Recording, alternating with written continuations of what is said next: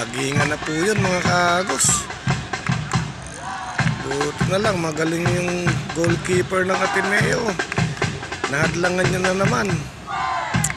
Kaya lang na-scorean po sila kanina sa first half mga kaagos. 1-0 na po ang score. Naka-score ang Lasal kanina mga kaagos. Sa first half naka-score ang Lasal. Bagsak na naman po ang isa sa mga player ng Ateneo. Ayan o. Score po natin mga kaagos. Ito. DLSU 1 points. Sa first half po naka-score yung Lasal. Naka-score po ang Lasal mga kaagos. Sa first half. Ito second half na po ito eh.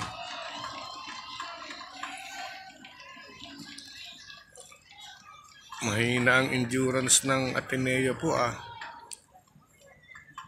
Juniors Football Tournament Season 86. Mga juniors ng Ateneo, yung endurance nila medyo mahina. Ang dami na nagkakram sa kanila. Ayun po. Ayan po. Tinatabi na naman. Sa first half pa lang, ilan na yung nag-cramp sa kanila. Panoorin po ninyo yung drummers ng Ateneo. Ayan o. Drummers ng Ateneo. Sa kabila naman, drummers ng Lasal. Ayun po, sa Lasal naman yun. Ayan, go na. Tumabi na, itinabi na yung isa. Ayun po. Yung naglalakad ron, ayun. Nag-cramps na player ng Ateneo na naman yun.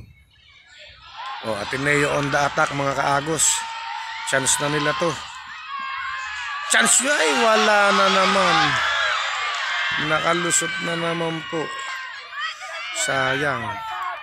Ayun na ang pinakamagandang attack na nakita ko sa kanila eh. Wala pa, hindi pa nakuha.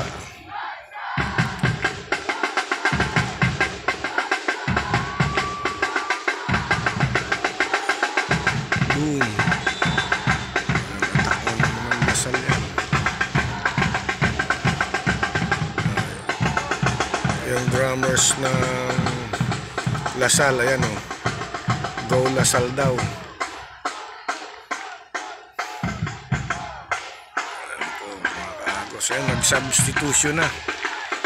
Nagkapalitan na po. Ayun mga kaagos. Ang daming player ang ilalabas o.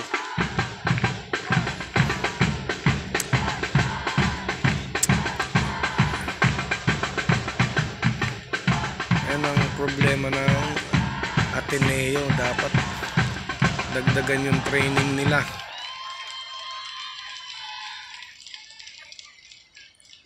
Marami pong nagka-cramps mga kaagos.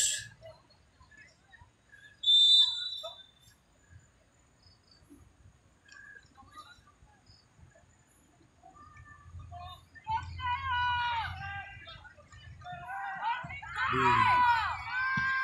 Boom. Op. May foul doon ng Ateneo. Yellow card yung player. Hindi naman po sinasadya mga kaagos.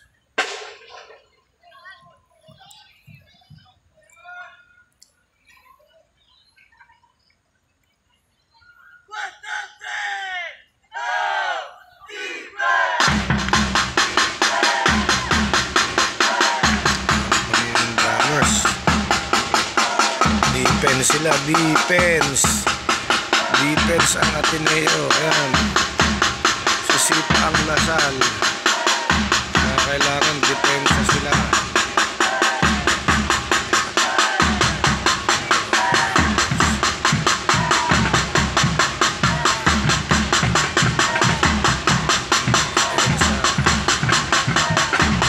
Ayun. Uy, pasok po, score na naman mga kaagos. Trabaho muna ako mga kaagos ha. Score na naman po kasi. Okay, bye-bye mga kaagos. Mamaya na.